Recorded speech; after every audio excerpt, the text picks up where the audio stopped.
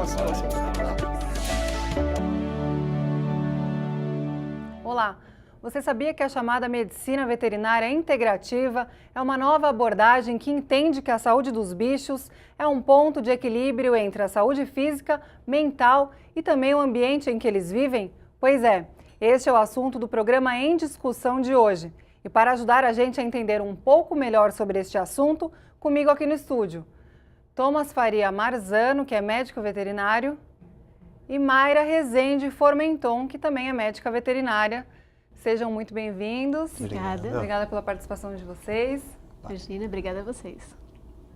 Bom, quando a gente fala então de medicina integrativa, a gente pensa que é um conceito que existe muito para nós, seres humanos, mas que também tem sido levado toda essa abordagem para a saúde animal. Gostaria de entender um pouco melhor do que se trata de fato essa medicina integrativa veterinária. Eu vou começar perguntando para a doutora Mayra. Bem-vinda. Obrigada. É exatamente esse olhar mais, não chega a ser humano, mas um olhar integral mesmo. Então, a palavra integral é a que mais cabe aí. Então, não é olhar, por exemplo, se o cachorro tem um problema de pele e uma alergia, não é olhar só para aquela alergia, só para aquela pele, é olhar todo o contexto que pode estar ali. Olhar o animal como um todo. Por que aquele problema está vindo, naquele momento? A causa, será que pode ser uma causa ambiental? O que está envolvido em tudo isso? O aspecto até emocional que pode estar envolvido do animal e do próprio tutor dele. Então, é olhar o animal como um todo e não apenas como uma doença ou aquele pequeno problema que ele está apresentando naquele momento. É olhar as causas e tentar tratar ele como um todo. Muitas vezes com uma equipe multidisciplinar, então, aquela ideia do médico único que vai cuidar daquele paciente dá lugar a uma equipe que pode olhar de diferentes abordagens aquele mesmo paciente e até, inclusive, olhar um pouquinho para esse ambiente e para esse tutor. E dessa forma, a gente consegue tratar ou amenizar doenças que antes a gente fala assim, nossa, isso daqui não tem cura. Mas é que às vezes a cura está muito além daquele sintoma que o animal apresenta. Então, é esse olhar que é um olhar que é novo até na medicina e agora já chega também na medicina veterinária. Certo. Então, como a senhora mesmo mencionou, a ideia não é tratar somente a doença ou o sintoma, seria olhar para o animal como um todo, né? E dentro disso, avaliar questões ambientais, sociais e até emocionais, que apesar do animal não falar, ele também sinaliza com alguns comportamentos essa questão emocional. Em termos práticos, como é feita essa avaliação? Como que o profissional pode, de fato, avaliar todo esse universo que envolve a saúde do animal? Com certeza, acho que são dois pilares muito grandes. O primeiro é a conversa. Eu acho que aquela anamnese que a gente chama, mas eu acho que aquela é a conversa com o dono. Então, uma consulta de uma medicina integrativa não dura menos do que 1h30. E é comum a gente levar até 2 horas numa consulta, sendo que 1 hora, muitas vezes, a gente fica conversando assim, tentando tirar exatamente essas informações. Porque o nosso paciente, doutor, ele não vai contar pra gente o que está acontecendo. Nós temos então que tentar esmiuçar dentro desse contexto social que ele vive, qual é o problema dele. E quando a gente vai dentro de alguns aspectos, por exemplo, gatos, os felinos, às vezes tem animais que têm tantos problemas físicos por causa simplesmente da introdução de um outro animal em casa, ou, por exemplo, um parente que veio ficar em tempo, e o gato, ele acaba tendo uma alteração social muito grande e ele acaba tendo um problema físico por causa ele somatiza mesmo essa alteração psicológica dele. E muitas vezes, se você ficar só nas perguntas básicas, de o que está acontecendo, ele não está comendo, ele está prostrado, você não vai conseguir descobrir. E você não vai conseguir tratar ele. Então, é preciso um profissional que conheça um pouco mais, além da sua especialidade, então realmente conheça vários recursos e aí possa, às vezes, direcionar. Então, olha, talvez essa parte aqui você vai tratar com um clínico. Então, não que não tenha, às vezes, por exemplo, uma gastrite, Não que ele não tenha uma gastrite, você vai tratar com um clínico.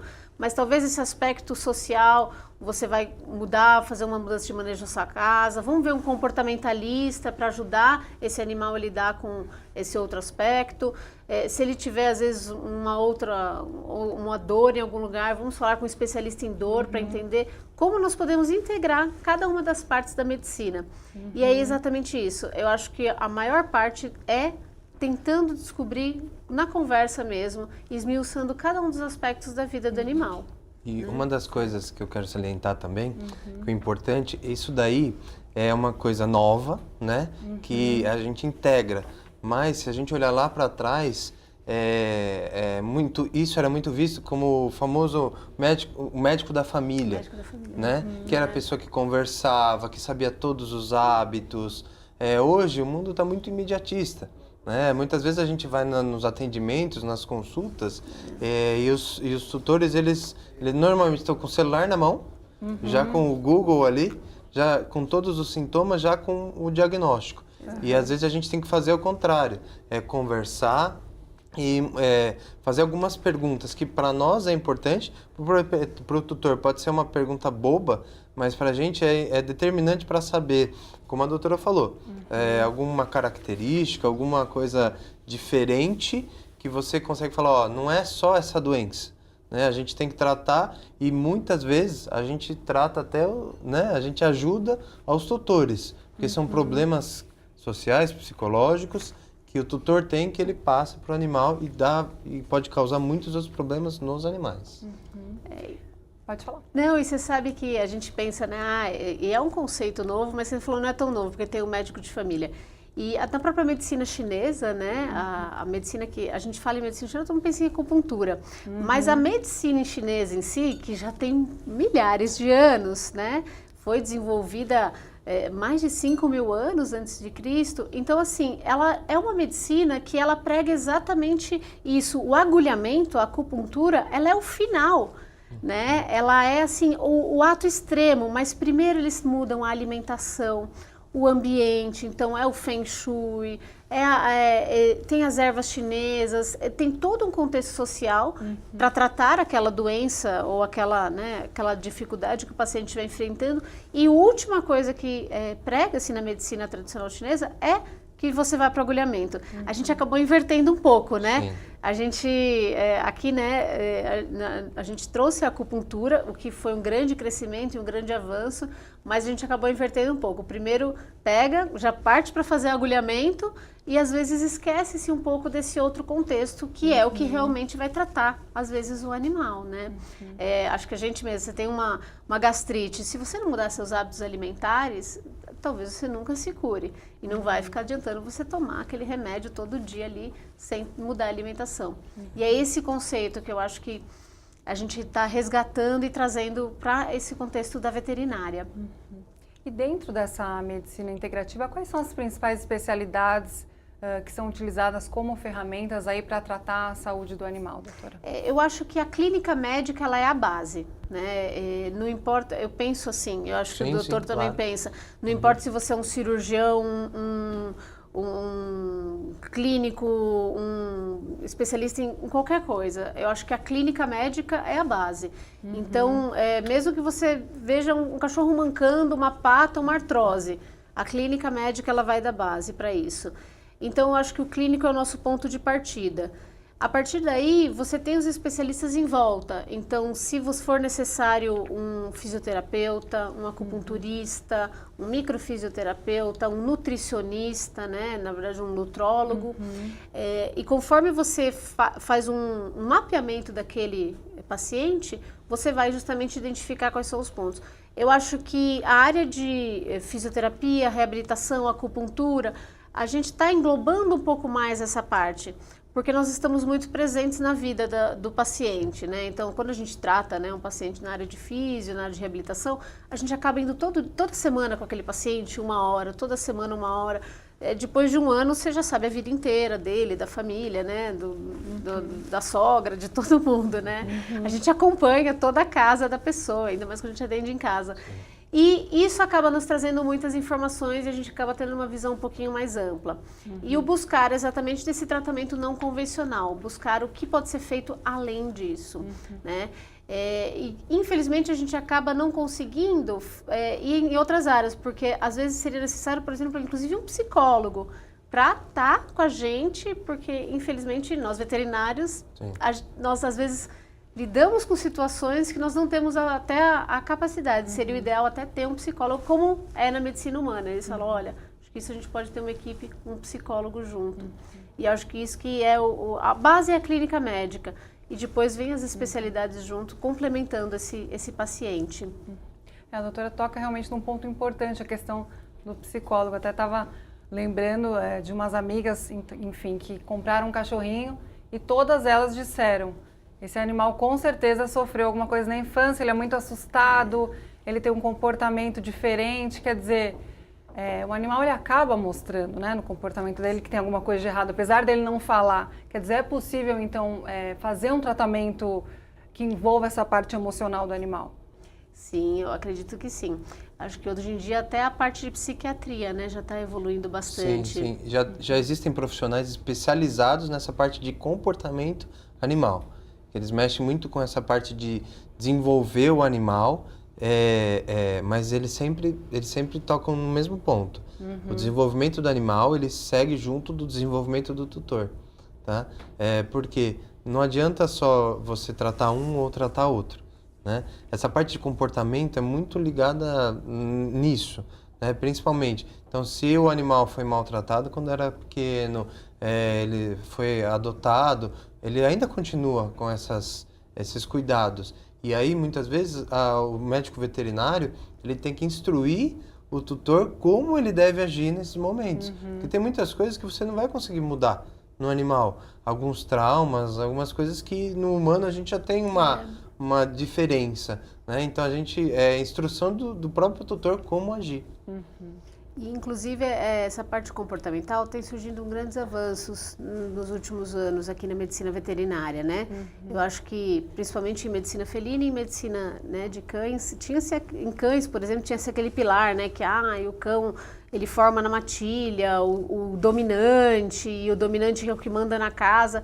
Isso já foi por água abaixo, a gente já sabe que, né, os estudiosos de comportamento já se quebrou esse dogma, né? Já se sabe que essa figura do dominante que tem que mandar no cachorro e o cão é o dominante, o humano tem que ser o dominante da casa. Isso já é uma teoria totalmente sobreposta. E eu acho que a gente fala em comportamento, às vezes a pessoa pensa no adestrador, né? Eu tenho que fazer adestramento.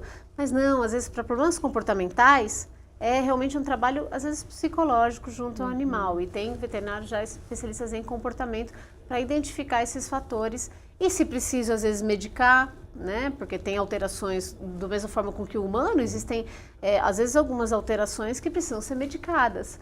E outras que não, com a alteração instruir essa parte comportamental.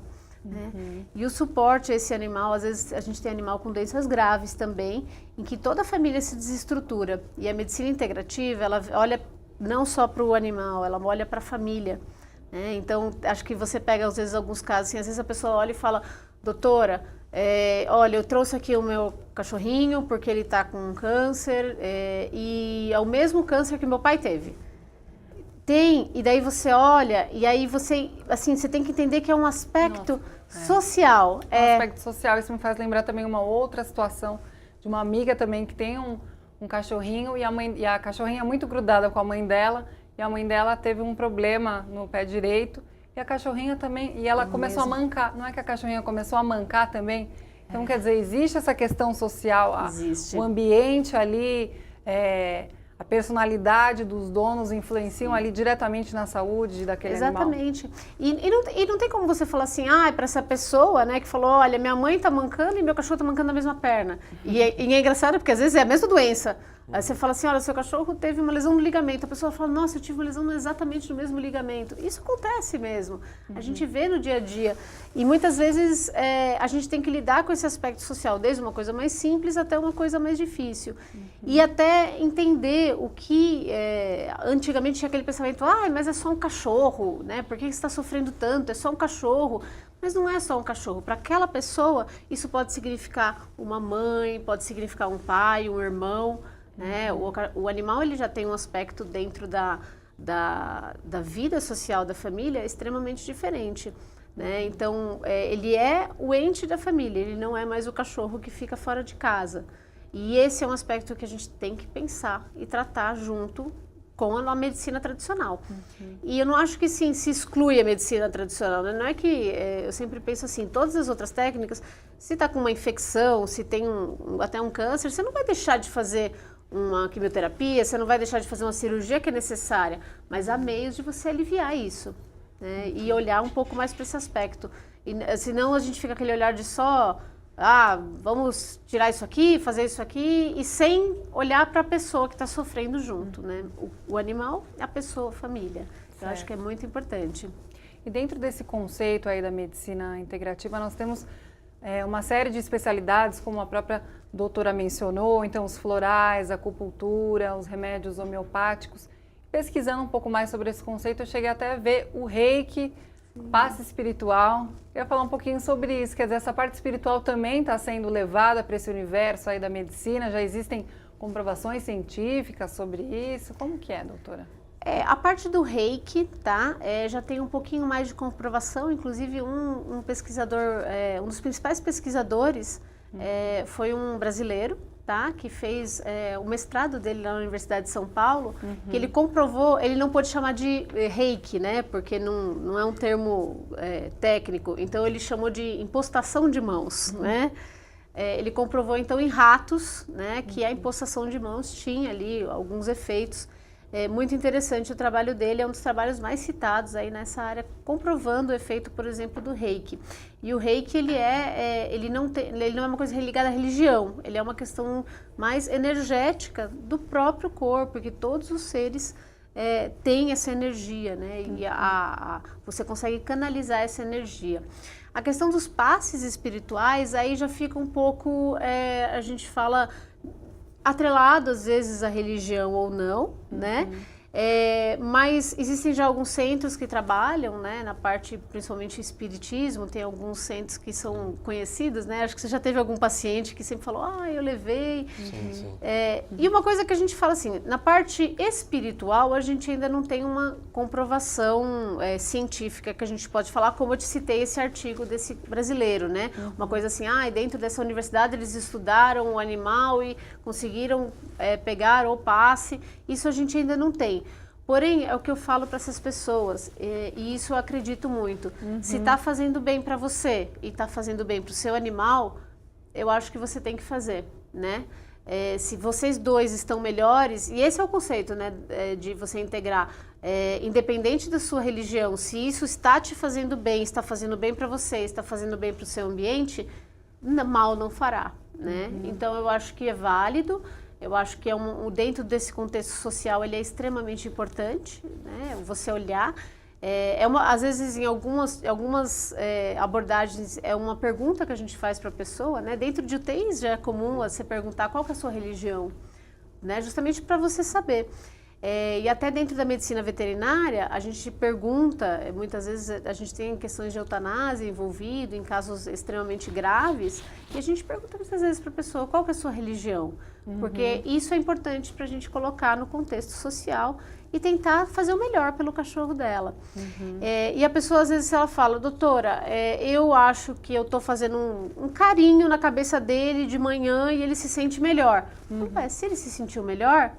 ótimo, continue fazendo, porque isso vai ser benéfico, né? Uma coisa importante, até para deixar bem claro, né? Coisa que a doutora falou e é muito importante,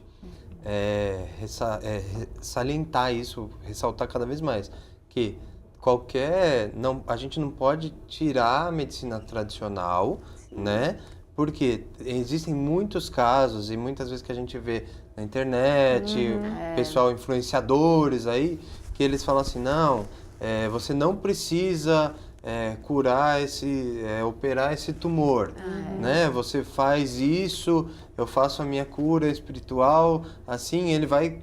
Vamos lá, né? A gente tem... Por quê? O que acontece?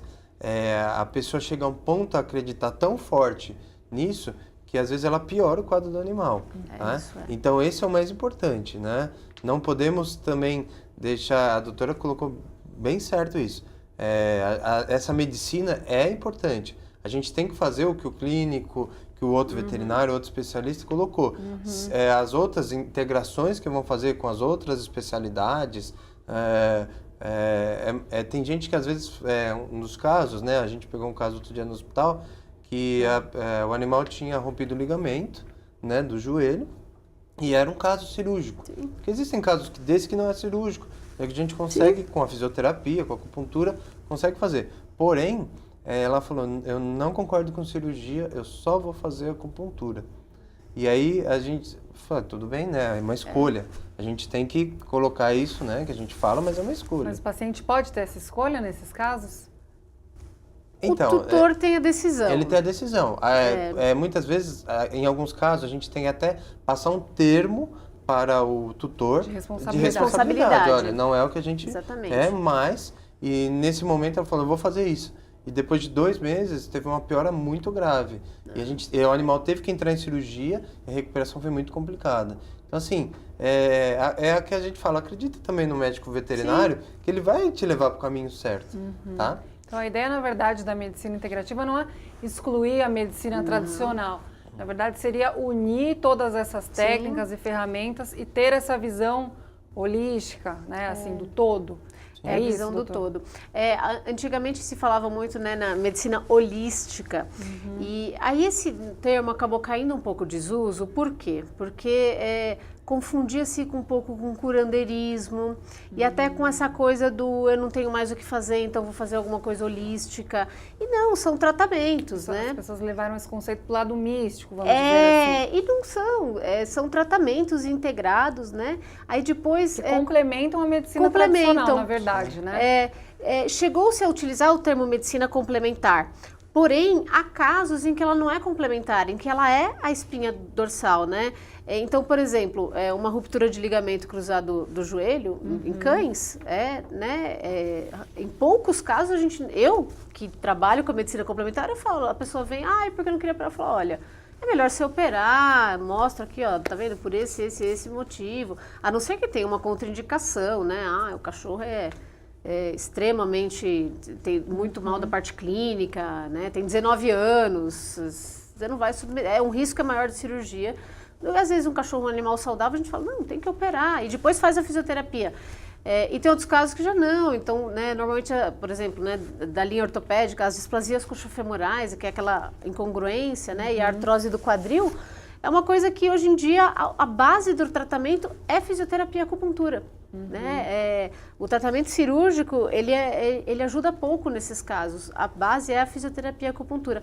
E por isso que mudou-se esse nome para medicina integral. Porque, como você vai falar que é complementar se ela for o tratamento-chave? Sim.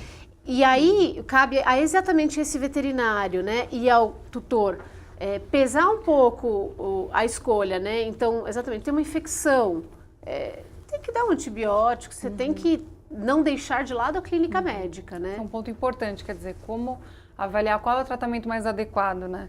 Então, se recorrer se for, de repente, uma enfermidade mais leve, é possível você tratar com essas terapias mais alternativas, mas se for uma coisa mais grave, seria como melhor recorrer a uma medicina tradicional. Seria mais ou menos isso ou não? Não tem a ver com a gravidade. Eu acho que tem a ver com o fundo da doença. Então, por exemplo,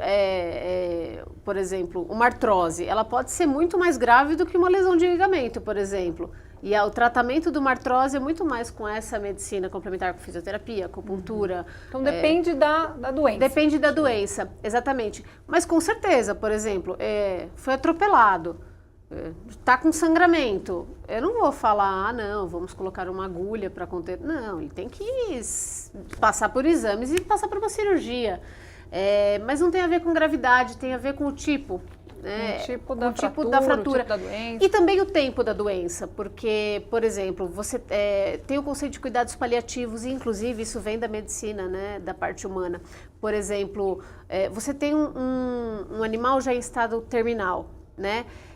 Esse é o momento em que a medicina começa a tirar o seu recurso. Então, você tem um animal em estado terminal, para que você vai fazer uma quimioterapia?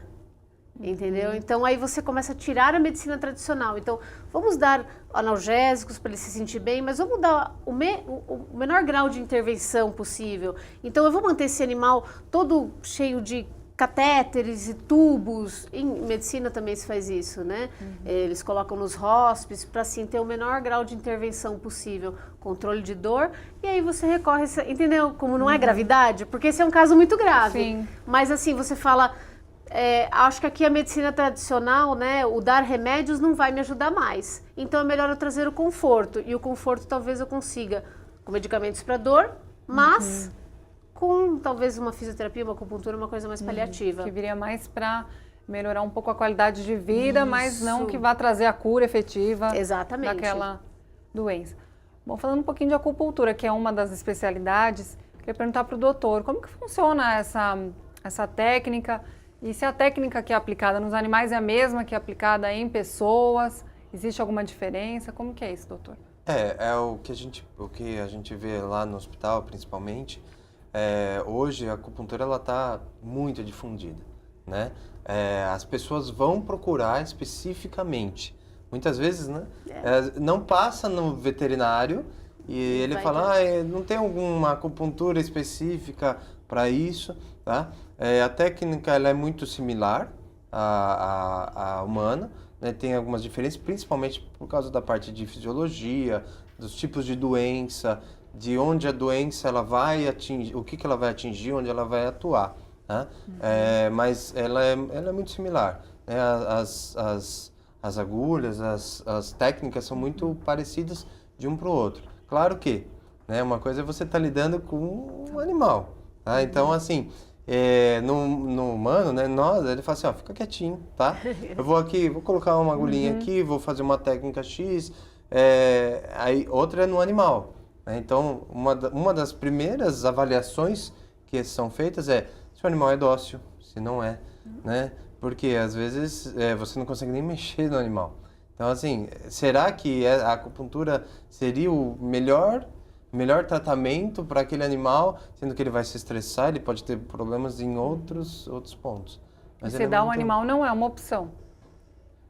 Olha, não, o ideal é não, tá? O ideal é, assim, para você chegar nesse ponto, eu acho que aí você tem que olhar um pouco para trás, né, doutora?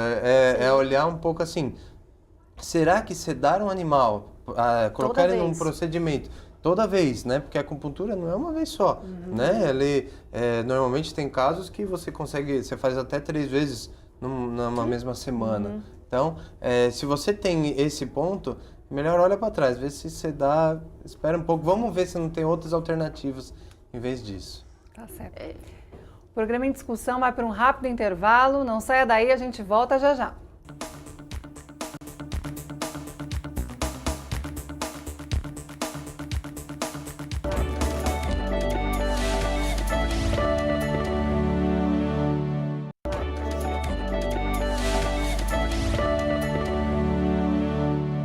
Estamos de volta com o programa em discussão e o assunto de hoje é medicina veterinária integrativa. Bom, no primeiro bloco, então, a gente falou um pouquinho sobre acupuntura e eu quero continuar com esse assunto agora nesse segundo bloco. Queria perguntar para a doutora Mayra, qualquer espécie de animal pode fazer acupuntura, doutora? E em quais casos é indicado o uso dessa técnica? É verdade que a maioria das espécies pode, né? Talvez, como a doutora estava falando, né? Em casos os animais um pouco mais bravos, é um pouco mais difícil.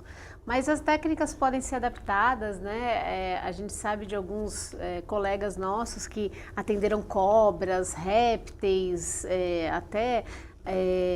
teve um colega meu uma vez que mandou de uma aranha, assim, uma coisa super diferente, né? Não que o veterinário trate uma aranha, mas tem algumas coisas que podem ser adaptadas, né? A medicina chinesa ela é extremamente ampla em relação a isso, mas as técnicas podem sim ser aplicadas em outras espécies. O que limita realmente é o quanto você consegue lidar com esse animal. Às vezes é um animal de cativeiro, né? Ou resgatado, que está um pouco mais acostumado, de um zoológico, que tem um pouco mais de manejo, aí é possível tratá-lo de alguma forma. Porém, para aqueles animais que é impossível, tem uma técnica que se chama implante de ouro, em que você pega pequenos pedacinhos de ouro e coloca em alguns pontos de acupuntura. E ele serve principalmente para artroses, essas dores articulares, tem uma excelente resposta. Inclusive, o trabalho que comprova o uso em displasia coxofemoral para cães foi feito aqui no Brasil, aqui na Unesp, né? É um trabalho brasileiro também bem divulgado. E realmente é uma técnica que você anestesia o animal, né? Anestesia ele, faz esses pontos, não é dentro da articulação, é em pontos de acupuntura, e isso permanece por um bom tempo e tem uma ação analgésica um pouco mais duradoura, né? Você não precisa, assim, você não ficar anestesiando sempre porque é impossível, né? E se não der para fazer, aí vai ter que partir para outra técnica mesmo. E realmente, assim, a acupuntura, a gente fala que ela é indicada para o que você quiser, né? O que a gente pode tratar tudo quase com a acupuntura e com a medicina chinesa. Mas eu acho que a nossa linha de frente são as dores. As dores são extremamente beneficiadas pela acupuntura, você consegue reduzir bastante o uso de analgésico. E algumas doenças, por exemplo, doenças renais, algumas doenças, alergias de pele, eu acho que são exatamente alguns pontos que a medicina às vezes começa a chegar no seu limite e a acupuntura consegue ir um pouquinho além desse tratamento. Aquelas paralisias de coluna, né? Acho que todo mundo conhece a história daquele Dashzinho que né, acabou por hérnia de disco, ficou sem andar e com acupuntura, fisioterapia, reabilitação consegue restabelecer o seu andar. Não são todos os casos, tem casos que não conseguem, mas eu acho que são as grandes indicações atualmente, são esses quadros mais, justamente que integram esse quadro de dores e algumas afecções mais, onde a medicina fica com limite mesmo. E na acupuntura, essa técnica sempre utiliza agulhas ou existe outras maneiras de estimular os pontos, enfim, que precisam ali ser trabalhados? Não, tem várias maneiras mesmo. Inclusive, por exemplo, essa do implante de ouro que eu te citei é uma das formas de estimular. Às vezes tem animais que não aceitam agulhas, né? Principalmente, às vezes, felinos, eles não gostam. E aí utiliza-se um bastão que, com uma erva que ela, quando queima, ela emite um calor bem específico e que a gente consegue aplicar nesses pontos de acupuntura. Existem até hoje em dia cristais que você põe em pontos de acupuntura na orelha do cachorro, parecido com aquelas que usa em humano, né? É bem parecida a técnica, que ficam os pontinhos, exatamente, a gente já consegue fazer isso nos cães. Laser você pode utilizar. Às vezes a pessoa fala, meu cachorro não gosta de agulha, mas tem tantas outras opções para que ele possa se beneficiar justamente dessa parte da medicina integrativa, sem necessariamente ser alguma coisa invasiva que ele não vai tolerar. Doutora, essa é uma técnica totalmente segura? Existe alguma contraindicação? O que o senhor podia falar a respeito disso? Olha, hoje a segurança é muito grande, né? Nessa parte tanto acupuntura, fisioterapia, claro, né? O profissional ele tem que ser treinado, tá? O que a gente sempre fala, né? Nós estamos no Conselho de Medicina Veterinária de São Paulo e a gente pega muitos casos de profissionais não treinados realizando as técnicas. E isso sim, esse é o mais perigoso. É mais perigoso até do que quando qualquer problema do animal que ele tenha, você pode aplicar. Só que você tem que ser treinado, tem que passar por especializações, cursos nessa área, porque um ponto errado que você pode pegar num animal, você pode lesionar uma outra parte. Né? Então, em vez de melhorar, você está piorando. Então, ele não tem um problema só, vão ter dois. Né? Na verdade, três, né? Porque vai ter um profissional ruim e mais os problemas que ele vai ter. Certo. O tratamento ele pode ser realizado, doutora, junto com o tratamento convencional? Ou existem medicamentos que podem, de alguma maneira, cortar o efeito da acupuntura? Existe alguma coisa nesse sentido? Não, na verdade, assim, a gente, eu acho que tem que sempre conversar com o clínico, sempre trabalhar de forma integrada, né? E como tem várias técnicas que podem ser aplicadas, eu acho que vale a escolha da técnica mesmo. Então, né, um caso extremo, um paciente que tem que usar um anticoagulante e tem um risco de sangramento, realmente para ele seria contraindicado você usar uma agulha. Porém, outras técnicas, então você pode usar um laser, outras coisas que não vão, por exemplo, causar ali um problema. Então, acho que a medicina, ela está avançada, tanto a medicina tradicional quanto a medicina integrativa. Então, eu acho que é uma questão de escolha de técnica e o que a gente pode fazer por esse paciente. Eu gosto muito desse conceito do cuidados paliativos, que é quando a medicina fala, né, a pessoa fala assim, não há o que fazer. É aí que a parte de cuidados paliativos e essa medicina integrativa olha e fala, é aí que a gente começa a fazer. É quando a gente olha e fala, não tem o que fazer não, é aí que tem o que fazer. É aí que a gente vai olhar e buscar mais. Então, acho que é uma questão de adaptação de técnicas. Certo. Uma outra especialidade que a gente fala bastante é a questão da fisioterapia, né, que é muito importante, é um componente aí que ajuda muito no tratamento de diversas doenças. Queria que a doutora falasse um pouquinho das indicações e dos benefícios também dessa especialidade para a saúde do animal. A fisioterapia, ela vem crescendo muito e isso que o doutor pontuou, eu acho excepcional. Tem que buscar um profissional habilitado, um profissional que tenha feito uma pós-graduação, tenha realmente especializado, né? E a partir disso, esse profissional consegue dar um suporte muito grande. Então, as indicações são desde aquele idoso que tem dificuldade de se mover, até realmente um pós-operatório ortopédico. As pessoas sempre pensam na fisioterapia o quê? Operou e por isso ele vai ter que fazer fisioterapia.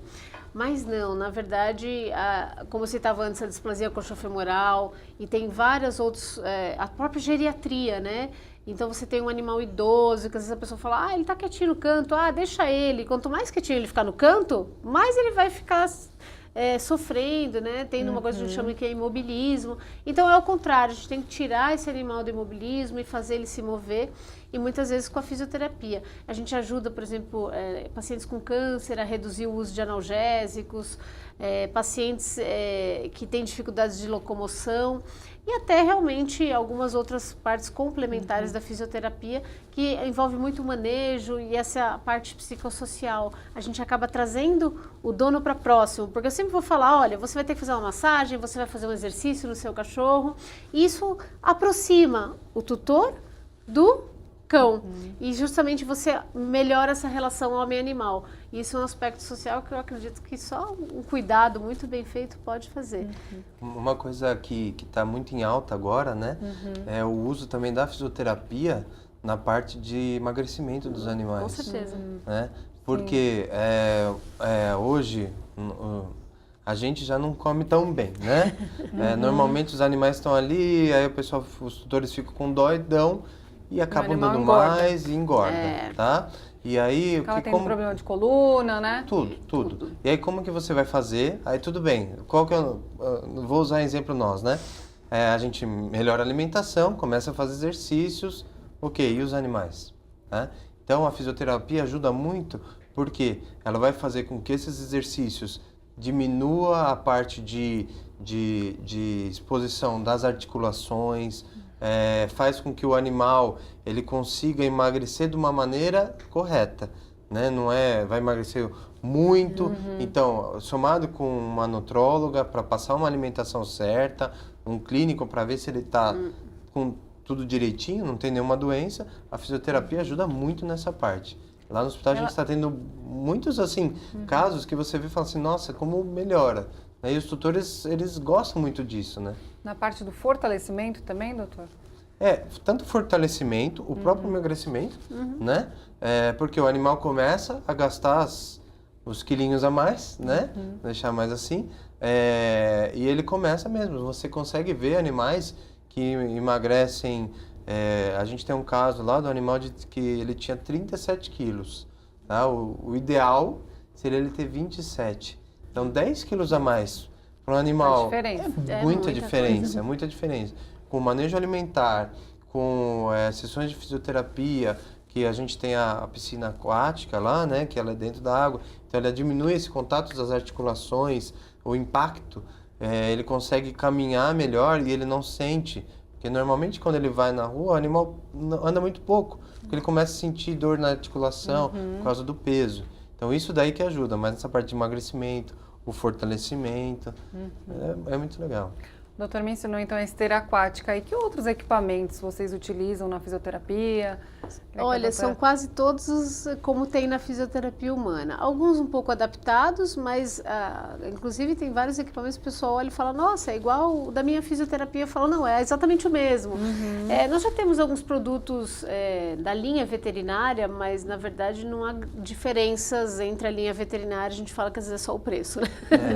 Mas, às vezes é o preço e o marketing, ele é marketing, essas coisas. E ele é um pouquinho mais difícil de quebrar, às vezes, né? Porque a gente sabe que o bicho deita em cima, quando você está vendo, ele já está em cima do aparelho. O né? laser veterinário, ele é mais portátil do que o laser humano, né? Porque o laser humano fica ali numa bancada, né? O laser veterinário, a pessoa leva para dentro de uma baia de um cavalo. Então, são os mesmos equipamentos, então usa o laser. O que eu acho que muda muito são as técnicas de exercício, porque, né, se ele tem um braço fraco, eu falo para ele, olha, você vai lá e ele vai pegar e vai fazer o exercício. O cachorro não. Você fala, e aí, você tem que fortalecer esse músculo. Então, nós fazemos então brincadeiras ou movimentos muito para estimular aquele músculo. E uma das formas é a esteira aquática, né? Porque você acostuma ele com a esteira, coloca ela debaixo d'água e ele tem que andar e se movimentar, porque senão ele acaba indo para trás e acaba nisso trabalhando diversas musculaturas e gastando energia, né? E com baixo impacto. Mas os aparelhos em si são muito parecidos. O que muda são doses, as doses não são as mesmas, isso é importante salientar, porque às vezes a pessoa fala, eu tenho aqui, eu fiz em mim, deixa eu fazer então no meu cachorro. Não é assim, as frequências, as configurações são diferentes das configurações humanas, mas o aparelho em si é o mesmo. E o animal se adapta a esses equipamentos, a própria esteira aquática, a água é quentinha? Quentinha. Esquenta. Quer dizer, depende, né? Acho que tem algumas regiões do Brasil que você não precisa esquentar a água, né? Ela é na temperatura ambiente, né? É agradável para ele. Até porque senão é aquela coisa, você coloca o animal na esteira, ele vai piorar de alguma outra coisa, né? Tem uma hipotermia, alguma coisa. Tem que ter esse cuidado também com a saúde, também envolve essa parte. Mas eles adoram. Eles adoram. Tem alguns casos, né, doutora, até que tem gatos que a pessoa fala, nossa, mas gato, água... Tem alguns gatos que fazem igual... Tem uma raça de gato que chama Bengal, né? Que eles adoram água. Mas é específico dessa raça, né? Os outros gatos, a gente percebe que o gato não gosta, a gente também não força. Né? Nunca a gente força, né? Até cachorro, quando tem algum cachorro que é muito assustado, a gente tenta 1 ou 2 sessões, ver que aquilo está sendo mais difícil, assim, às vezes exatamente, ele fica mais tentando sair, se lesionando ali do que realmente fazendo algo benéfico, a gente adapta e faz uma técnica fora da água, não tem problema. Mas a gente tem um caso de uma labradora lá na clínica que a gente precisa tomar cuidado com ela, porque ela, assim, se a gente não olha 1 minuto, ela sai correndo e pula na piscina. Assim, ela que gosta mesmo. Nossa, assim, a gente tem que fazer toda a sessão dela, a parte que não é da água, fora do salão onde tem a hidro, porque se a gente bobear, ela vai e pula dentro. Pula na água. Doutora, me fala uma coisa, quais são os profissionais que estão habilitados para oferecer esse tratamento fisioterapêutico? Qualquer veterinário pode dar essas sessões? Como que é? Não, o ideal são 5 anos de medicina veterinária. Nós temos que ressaltar aqui que realmente os fisioterapeutas humanos não podem atuar, tá? E os técnicos também não. Isso gera uma confusão, porque existem alguns países no mundo em que é o contrário. Então, tem países na Europa em que o fisioterapeuta humano é que é o habilitado para fazer, e o veterinário não. Existem países em que são enfermeiros que fazem. Aqui, na verdade, em toda a América Latina, Estados Unidos depende do estado, né, porque eles têm regulamentações diferentes, mas em toda a América Latina é o médico veterinário, e aqui no Brasil nós temos as pós-graduações. Então, são 5 anos de medicina veterinária, depois são 2 anos de pós-graduação, para que você realmente seja habilitado e capacitado em realizar essas... Porque são métodos que nós não temos na graduação. Por isso que são 2 anos mais de aprendizado, né? Então, aprender essas técnicas de fisioterapia requer um tempo, né? Um curso específico, né? É um curso específico, são 2 anos, 2 anos assim, só de físio. Se você quiser fazer acupuntura também, são 2 anos de fisioterapia, mais 2 anos de acupuntura. Então, são cursos e formações específicas que a pessoa tem que buscar. É. E eu acho importante a pessoa sempre, quando for buscar o seu profissional, perguntar para ela, aonde você fez o seu curso? Em que pós-graduação você se formou? E valorizar esse veterinário que está fazendo a coisa de forma correta, né? E se empenhando e estudando para trazer o melhor para os animais. Uma coisa assim, em si, né? O veterinário não é que ele é proibido de fazer, Sim. tá? Quando ele se forma na medicina veterinária, ele pode atuar em qualquer área dentro da medicina veterinária.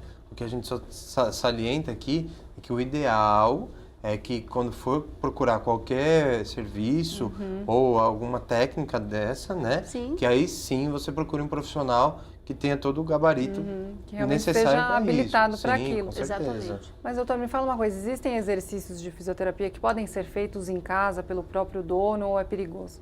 Sim, sim. Uhum. Na verdade, né, doutora, isso daí tem exercícios que são passados para isso, né? Porque não claro, toda técnica é passada, como que ele tem que fazer, mas existe aquela coisa, como a doutora falou no começo, tem um momento que do tratamento que o tutor tem que se envolver mais com o animal. Né? Não é simplesmente vai lá, a doutora vai lá, faz a sessão, vai na esteira, depois sai. Tem um momento que ele precisa. E muitas vezes o veterinário, né, que mexe com a parte de fisioterapia, ele passa esses exercícios específicos. Né? Tem alguns exercícios específicos, porque quando às vezes vai lá no hospital, lá na clínica, o animal está ótimo. Né? Em casa, ele não está. Então, às vezes, tem algumas coisas que você precisa fazer, até para estimular todo dia, né? Manter o estímulo para o animal. Alguns animais que não apoiam a pata, tem exercícios específicos para o proprietário mesmo fazer, para ele continuar apoiando, porque às vezes você não está o tempo todo com ele. Né? Nós veterinários, a gente não está o tempo todo, e eles estão. Então, isso que ajuda até a encurtar o tratamento.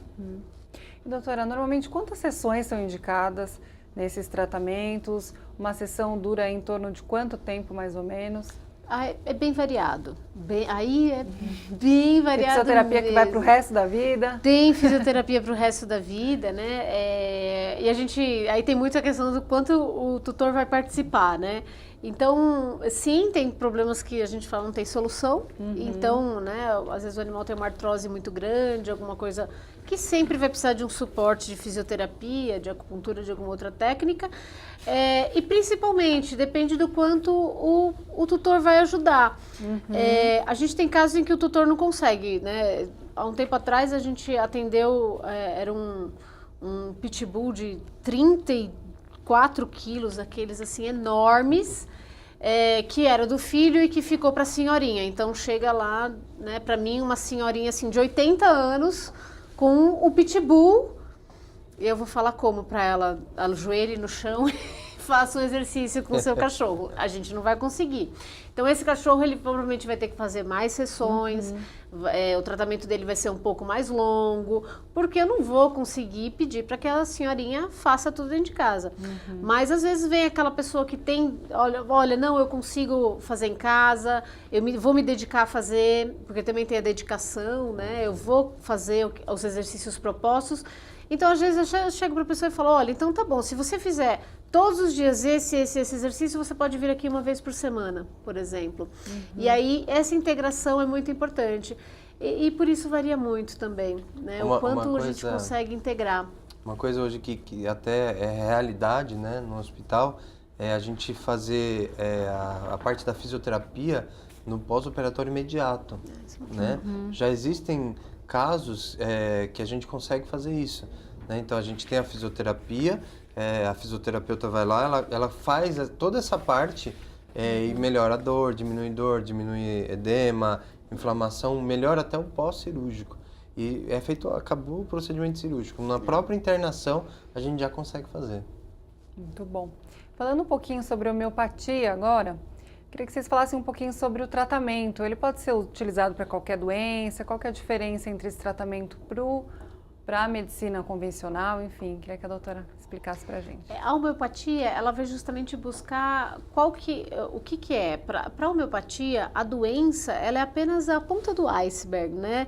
Então, assim, ela é apenas uma somatização, uma coisa que você está mostrando de um problema maior que você tem. Então, você tem um desequilíbrio, seja qual for, que pode ser até emocional, pode ser físico mesmo, mas pode ser emocional, e você externa isso na forma de uma doença. Então, para usar um exemplo humano para ser mais fácil, então eu posso ter uma mágoa grande na vida, não conseguir lidar muito bem com isso, eu engulo esse sapo, né?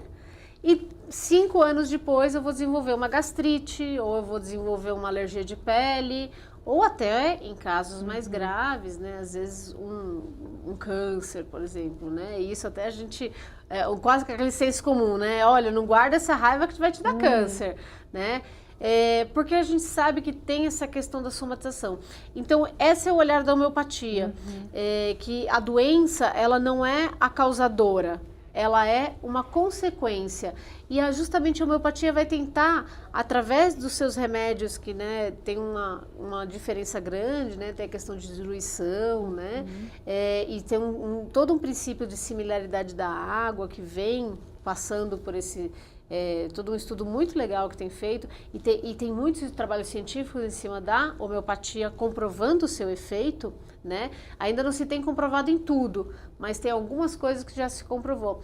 Teve um trabalho muito legal feito em gatas após castração, para ver o efeito anti-inflamatório de uma homeopatia, tá? Que foi administrada, comparado ao cetoprofeno, que é um anti-inflamatório... para um pós-operatório para controle de dor. E essa homeopatia teve o mesmo efeito analgésico que o cetoprofeno em gatas após a castração. Então, mas isso não quer dizer que você tem que pegar e dar só homeopatia para um animal que fez uma cirurgia, não é isso. Mas é só para dizer que já tem algumas comprovações e algumas coisas. Mas principalmente essa visão, a visão da homeopatia é que a doença é apenas uma consequência e não a causadora de todos, né, do males e das tem. E aí você tenta com a homeopatia justamente falar assim, bom, eu vou acalmar isso daqui desse lado e tentar com essas medicações que, né, aonde eu vou conseguir amenizar esse sofrimento do paciente, tá? Então é uma visão, ela bate bem com essa visão integrativa de analisar todo o espectro. A consulta de homeopatia também é uma consulta de 1h30 no mínimo, no mínimo. E ver aspectos sociais, ver tudo para conseguir entender o contexto e qual medicação homeopática que vai ser escolhida, tá? E nessa consulta, o veterinário, ele observa o animal, ele conversa com o dono do animal que vai ali meio que passar um briefingzinho do animal? Como que é feita essa comunicação aí para que o veterinário identifique de fato esses comportamentos emocionais no animal? Eu acho que é um pouquinho de tudo. A gente teve até um caso na clínica uma vez que uma tutora chegou para fazer a consulta sem o animal. E ela olhou para a gente e falou assim, não, mas eu trouxe todos os exames, eu sei toda a história, por que você precisa dele? Porque eu preciso examiná-lo, eu preciso olhar, eu preciso tocar no paciente, eu preciso ver a carinha dele, né? Brincando assim. Mas o exame físico é importante, então nada substitui o exame físico, até teve esse contato, né, com o paciente, até teve uma discussão grande na medicina, né? Essa questão da telemedicina. Mas eu tenho a telemedicina que está em discussão na parte humana, não exclui o exame físico, ele é feito de uma outra forma, né? Então são algumas regras específicas, mas eu deixar bem claro que isso não chegou na medicina veterinária e que principalmente a medicina veterinária, onde o nosso paciente não fala, é essencial o exame desse paciente, tá? Então, a gente coleta, tanto na homeopatia, na fisioterapia, quanto na clínica médica. Os dados são coletados com a nossa conversa com o proprietário, com o tutor e examinando o animal, tá?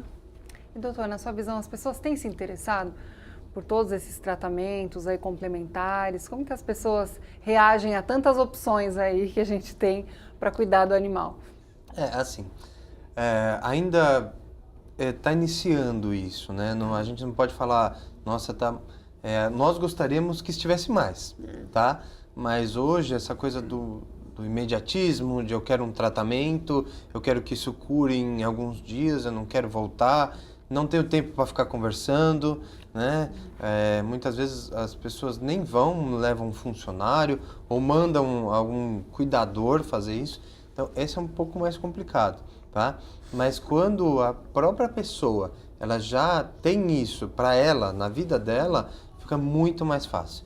Fica muito mais tranquilo de você poder falar, olha, tudo bem, esse é o tratamento clínico tradicional, vai auxiliar muito se a gente fosse para uma outra linha também, que vai ajudar a gente numa acupuntura, uma fisioterapia, uma homeopatia, para ajudar a gente a tratar, englobar tudo, né?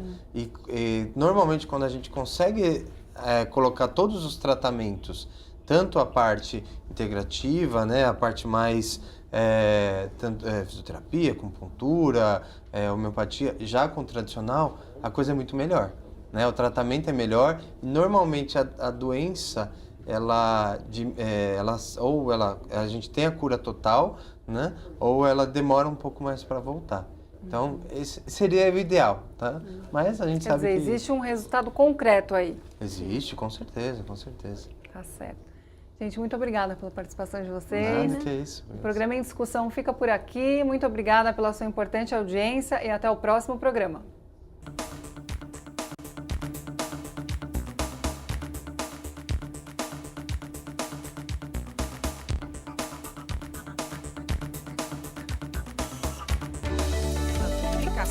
Vale a pena. Muito bom.